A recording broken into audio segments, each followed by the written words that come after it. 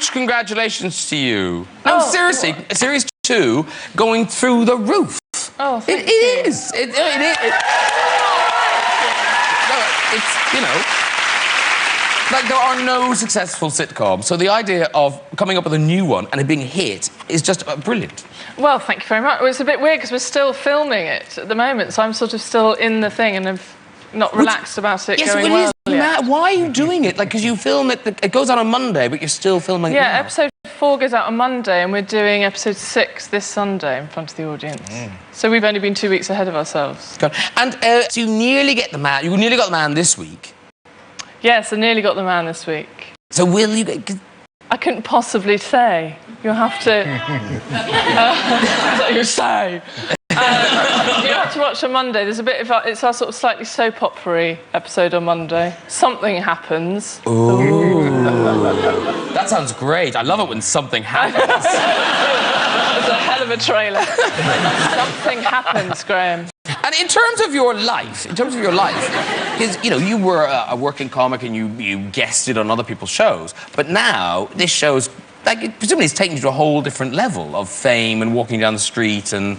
not really, because I've been working so hard, so I've just been kind of Biebering away, not Biebering away. No. Walk down the street, she's at work. Yeah, exactly. So, no, I sort of haven't...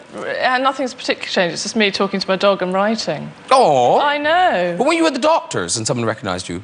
Oh, yeah. Well, that's... No, I do get recognised a bit on the street. And then, yes, at the doctor's, the nurse called my name, or it said Miranda Hart, and I heard someone go, "Oh, do you think it's her off the telly?" And she looked at me and went, "Oh, no, it's not."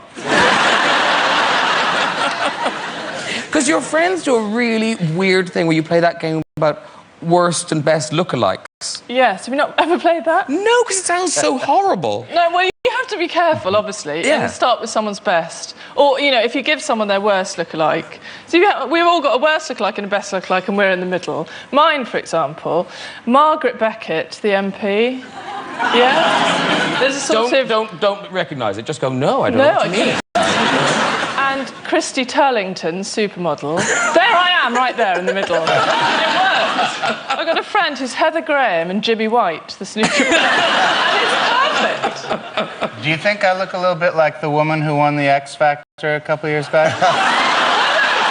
Sorry, no, not at all. I get mistaken for Steve Buscemi all the time, and he does too. People, flight attendants say, "You were good in Fargo." But there is a whiff of Subo. My whip niece looks identical to Susan Boyle. Right. She's one.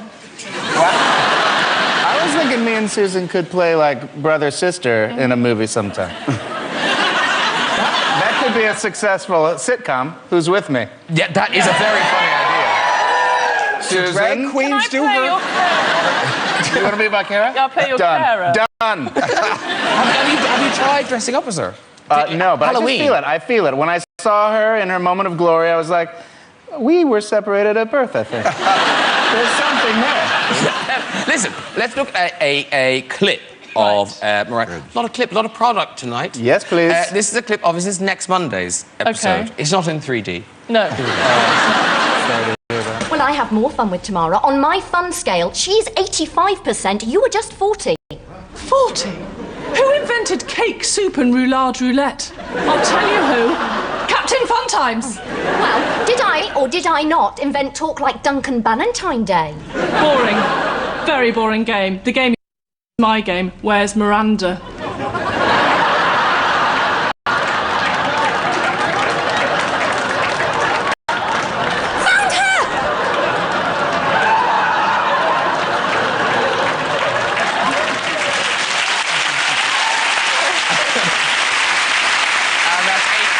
Monday.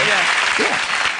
Now, John Waters, you've got a book out. Sir. I do. And it's a memoir. Well, I say it's a memoir. It is kind of a memoir. Yeah, it is. It's your life. Told through other people. Yes, it's called Role Models, and it's basically people who over the years have inspired you or affected you or influenced you in some way. And it's quite a motley crew. Well, not always. Certainly Tennessee Williams.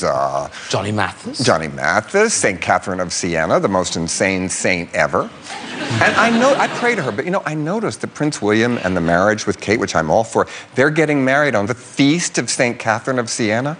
She drank pus from boils and offered it up to God. I have all about her in here. What are they serving? The wedding breakfast. Pus soup. I'd like to cater it. You know, gristle of meat, potato eyes fried, ends of vegetables, dead flowers. It would be a beautiful event. But the feast of St. Catherine, they had the Reformation because of her. Really? She was so nuts, yeah. She locked herself in a cell and whipped herself and sucked on the bark of trees. You know, I'm telling you, this woman was nuts. It all bodes well. Dear. And but what's interesting is because of Hairspray, which, you know, big hit on Broadway, the West End, and the musical movie, presumably it's introduced a whole different group of people to your work. Yes. And so how does that work? Well, it's a problem sometimes when they've only seen Hairspray and they say, let's get another John Waters movie.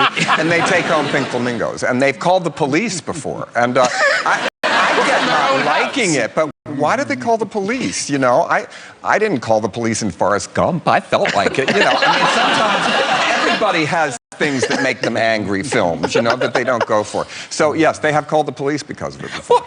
But what? Because they're offended, you know.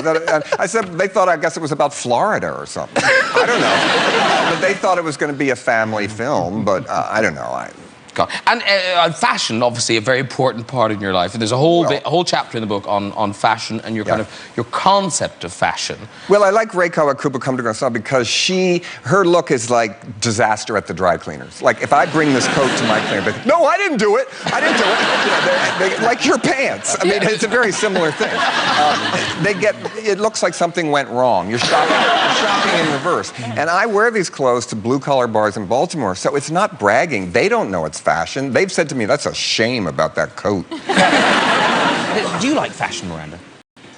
Well, look at her, yes. I mean, I should pay more attention. No, not really. I mean, I hate shopping so much that I just sort of would rather wear a bin. Yeah, so I'm sort of getting more interested now, but not really, no. And you seem more interested in fashion than you've ever been. Yeah, you like what I'm wearing? I love it. This is sort of a Cuban. It's a Cuban thing that my wife bought for me. It's sort of a Havana. You got the pockets here. I like that. You got the pockets here. You got the cool stripes. Nice. Thank you very much. And a nice zip, no button action. Zipper. Let's get sexy if you want it.